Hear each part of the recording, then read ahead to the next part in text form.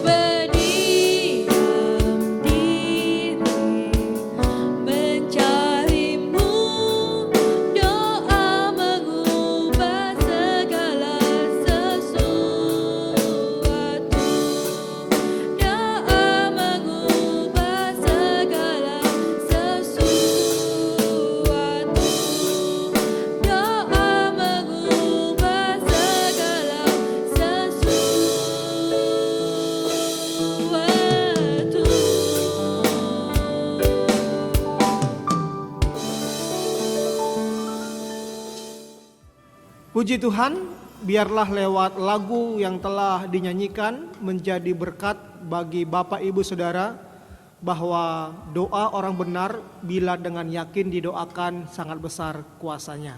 Amin. Mari bersama-sama kita melihat firman Tuhan dari Kisah Para Rasul pasal 2. Kisah Para Rasul pasal 2 ayat 42 sampai ayatnya yang ke-43. Mereka bertekun dalam pengajaran rasul-rasul dan dalam persekutuan, dan mereka selalu berkumpul untuk memecahkan roti dan berdoa. Maka ketakutanlah mereka semua, sedang rasul-rasul itu mengadakan banyak mukjizat dan tanda. Amin. Bapak Ibu saudara yang dikasihi Tuhan, minggu lalu kita sudah belajar tentang gereja yang bertumbuh, bertambah dan berdampak. Dari Kisah Para Rasul pasal 2 ayat 37 sampai ayatnya yang ke-40. Dan pada kesempatan ini kita akan melanjutkan pelajaran tentang gereja yang bertumbuh, bertambah dan berdampak. Bapak Ibu saudara yang dikasihi Tuhan, dalam Kisah Para Rasul pasal 2 ayat 42 sampai ayat yang ke-43, Lukas menyajikan kepada pembacanya perihal tentang gaya hidup atau sikap orang-orang Kristen mula-mula. Bapak Ibu Saudara, kemajuan suatu gereja sangat dipengaruhi oleh sikap jemaat itu sendiri. Kemajuan suatu gereja atau pelayanan gerejawi sangat ditentukan oleh sikap atau gaya hidup jemaat itu sendiri. Karena gereja itu bukan hanya berbicara tentang gedung, gereja juga berbicara tentang orangnya, orang yang ada di dalam gereja tersebut.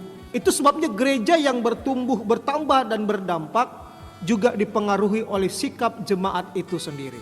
Pertanyaannya adalah, apa sikap gereja yang bertumbuh, bertambah dan berdampak dalam Kisah pasal 2 ayat 42 sampai ayat yang ke-43 ini? Bapak Ibu Saudaraku, ada 3 sikap yang harus kita miliki dari teladan jemaat mula-mula dalam Kisah pasal 2 ayat 42 sampai 43. Bapak Ibu Saudaraku, teladan hidup jemaat mula-mula yang pertama adalah bertekun dalam pengajaran.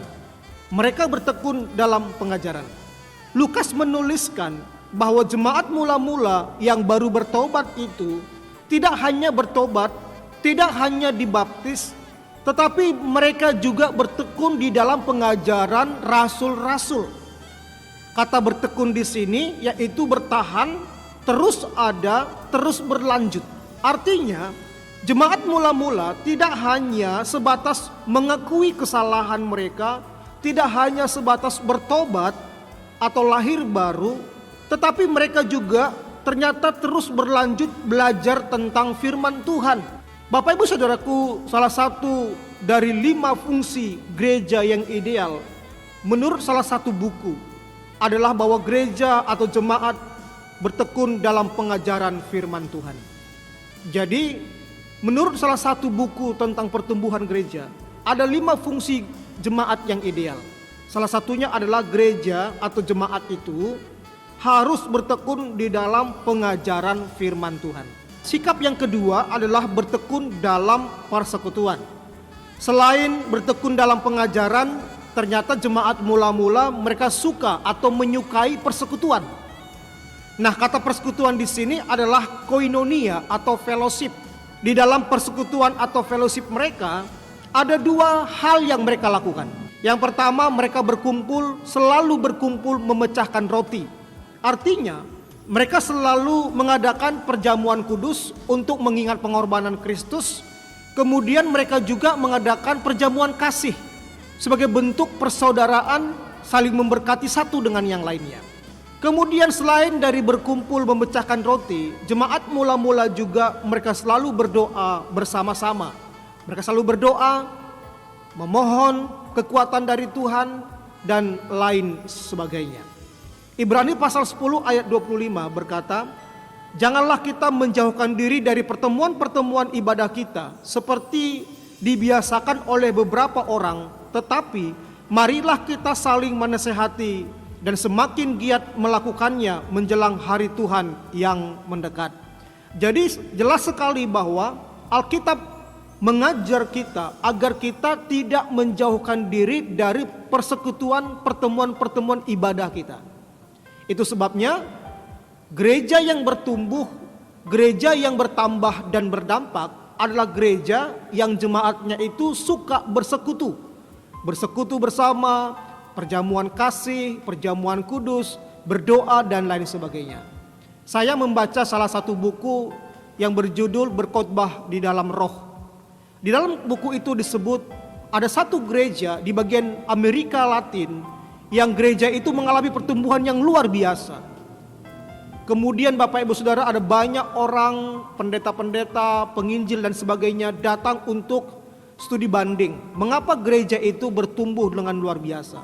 Ternyata gembalanya berkata, gembalanya itu adalah seorang penjaga rel kereta api yang dipanggil Tuhan untuk melayani. Lalu dia menunjukkan apa rahasia mengapa gereja mereka begitu luar biasa.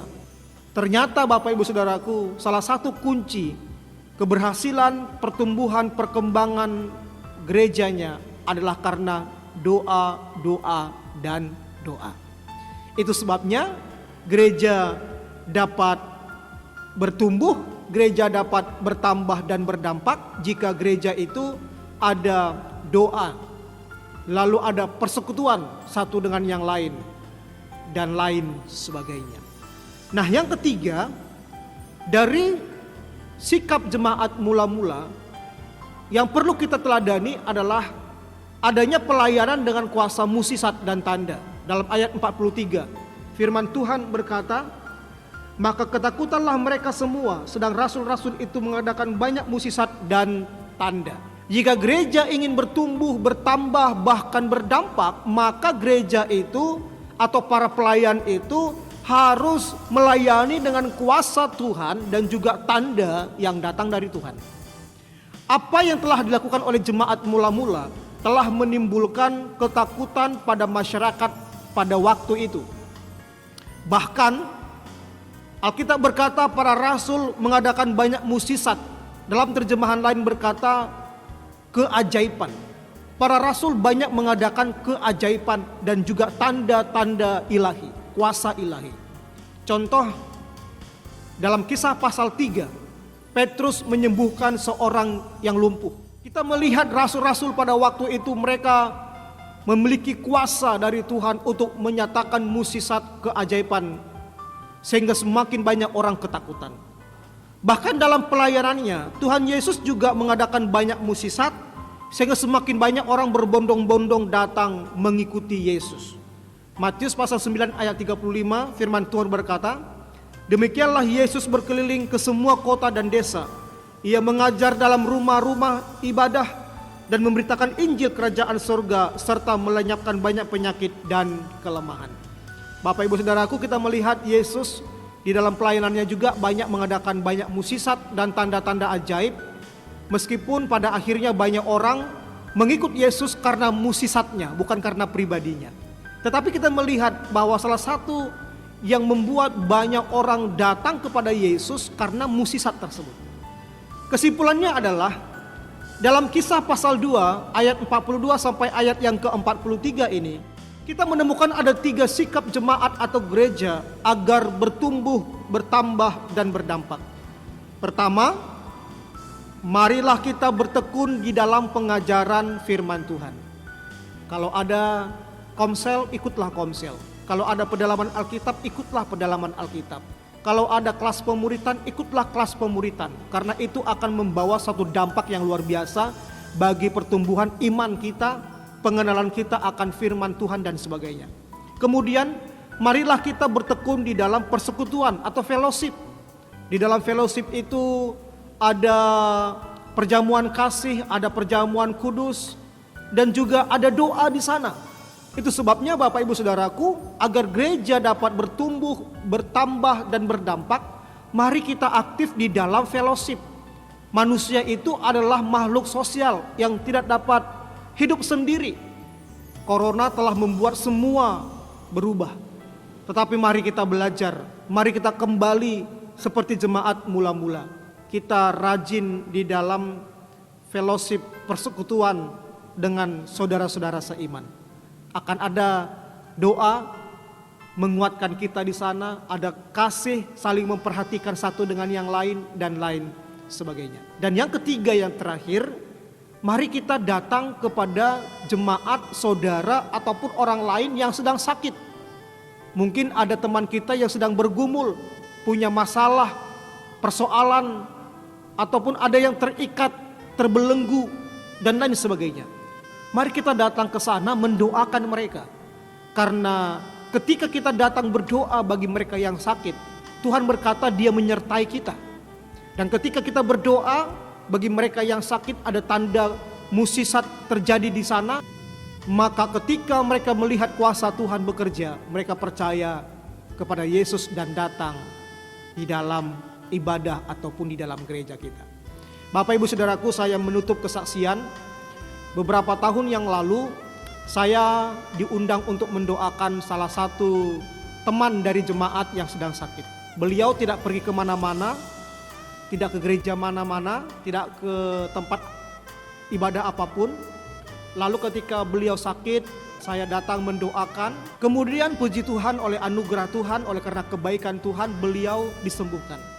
Sejak saat itu dia mulai percaya pada Yesus, dia mulai mau mengikut Yesus dan menjadi jemaat di gereja kita. Jadi Bapak Ibu Saudaraku, agar gereja bertumbuh, bertambah dan berdampak, kita minta anugerah mukjizat dari Tuhan. Tetapi bukan berarti itu yang terutama, tidak. Mukjizat itu hanyalah sebagian hal, tetapi yang terpenting adalah pribadi Yesus itu sendiri dan iman kita kepada Tuhan. Banyak orang mengejar mukjizat, bukan mengejar Tuhan, Sang Pemberi mukjizat. Urusan mukjizat kesembuhan, biarlah itu bagian Tuhan. Kita hanya melakukan bagian kita. Kiranya pelajaran firman Tuhan pada hari ini menjadi berkat untuk kita semua. Mari bertekun dalam pengajaran, mari kita bertekun dalam persekutuan, mari kita giat melayani dengan kuasa Tuhan, mendoakan orang sakit dan lain sebagainya. Tuhan Yesus memberkati, mari kita berdoa. Bapa, kami bersyukur ya Tuhan untuk kebenaran firman-Mu, di mana Engkau telah menunjukkan teladan dari jemaat mula-mula, di mana mereka senantiasa bertekun dalam pengajaran para rasul. Mereka juga bertekun di dalam persekutuan, bahkan juga para rasul mengadakan banyak mukjizat dan tanda, sehingga semakin banyak orang ketakutan dan heran akan kuasa Allah yang bekerja di dalam kehidupan jemaat mula-mula. Tuhan, biarlah hal itu juga terjadi atas gereja-Mu, atas kami semua, sehingga Tuhan di masa-masa akhir zaman ini kami tetap bertekun, tetap setia di dalam mempelajari firman Tuhan, tetap setia di dalam bersekutu dengan Tuhan. Bahkan kami dapat rajin melayani, mendoakan orang sakit dan lain sebagainya. Bapa, di dalam nama Yesus, biarlah lewat kebenaran firman-Mu ini Tuhan, kami dapat menjadi pelaku-pelaku firman, sehingga gereja kami dapat bertumbuh, bertambah dan berdampak bagi kemuliaan nama Yesus. Terima kasih Bapa, berkati seluruh jemaat-Mu yang mengikuti pelajaran hari ini. Dalam nama Yesus kami berdoa, haleluya, amin. Bapak Ibu, pelajaran kita sudah selesai, sampai ketemu, Tuhan Yesus memberkati.